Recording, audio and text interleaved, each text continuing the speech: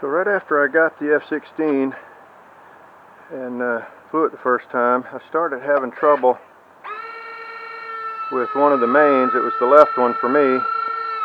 Intermittently would not retract, and so that would be this one. So sometimes it would, sometimes it wouldn't, and the longer time went on, now the nose is wanting to give me trouble.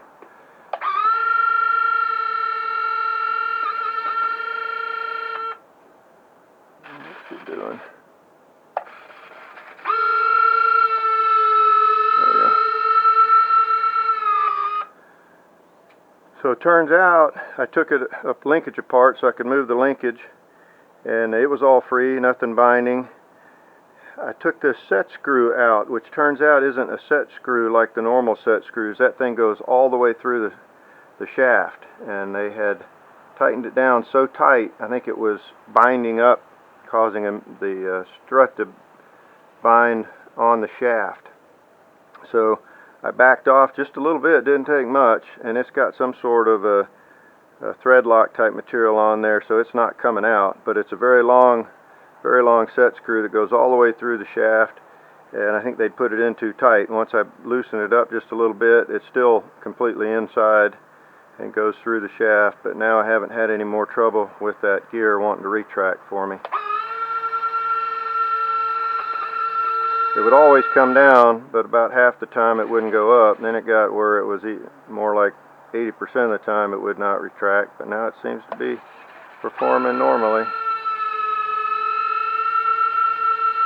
Those over center braces are awesome for the grass runway. That whole gear assembly in there is very strong, and it'll take something to pop those out of there. Not saying it can't be done, and I'll probably figure a way, but they are well made.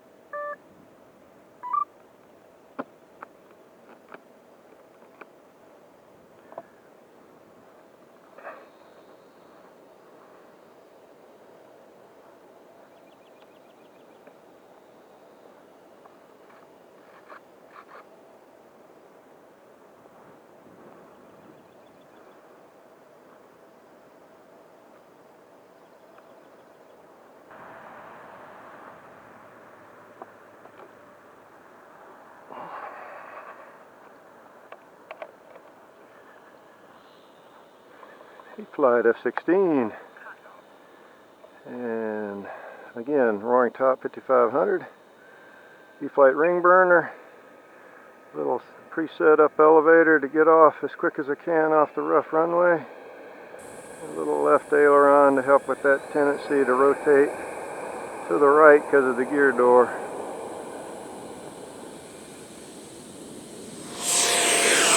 A little bump that took me up quick. Alright, slowing down to let the gear travel. Half power.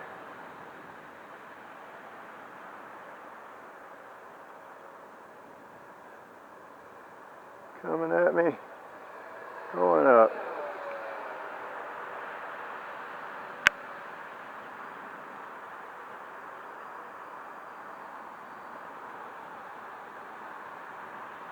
Alright. You can use every bit of 100% elevator pulling out of those dives, and it comes out, but it's not tracking in a hurry. It's not an F-16 nose track.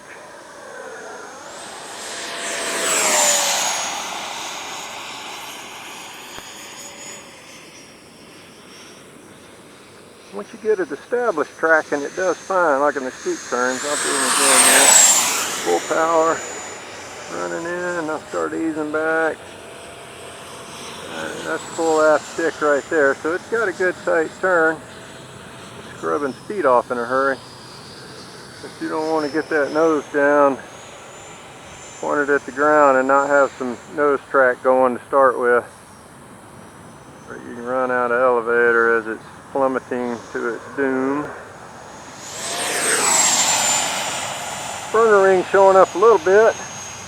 Certainly not a Goonie burner, fiery booty, or a RC boot center burner though. Nobody's gonna accuse it of being a real blower.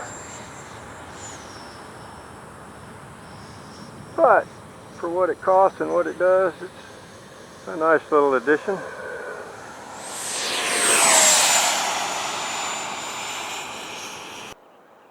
Come around for another full speed track, full power. Woo! Forgot about that tree. Almost made an impactful statement. Alright, power coming off, gear coming down. Got that nose gear rudder pulling that nose around to the right.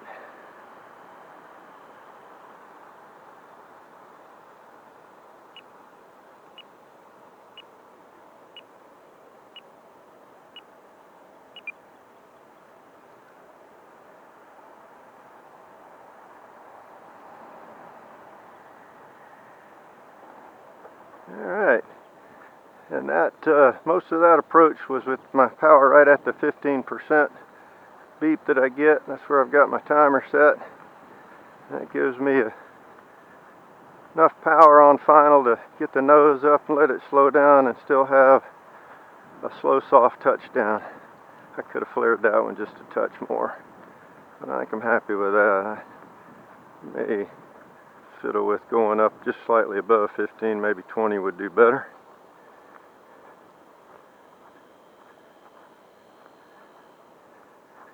It is a nice airplane. And just like the F-16, the more you fly it, the more you like it.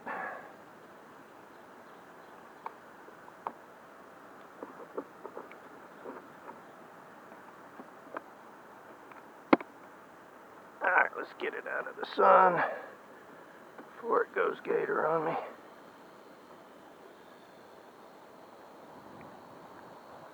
Alright. My pilot Otto did a good job staying with the plane today. Still doing his instrument scan. Top drawer. And I came back with 4 seconds to spare again. That was exactly what I had last time. Not sure how that's working out. And let's see what we got on this. Once again, a Roaring Top 5070C. Brand new batteries.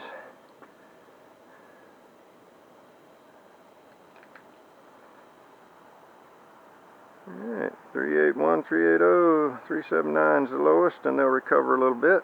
Once again, the battery's a little warm, but not bad at all. Working out well. So the E-flite F-16 will fly off grass.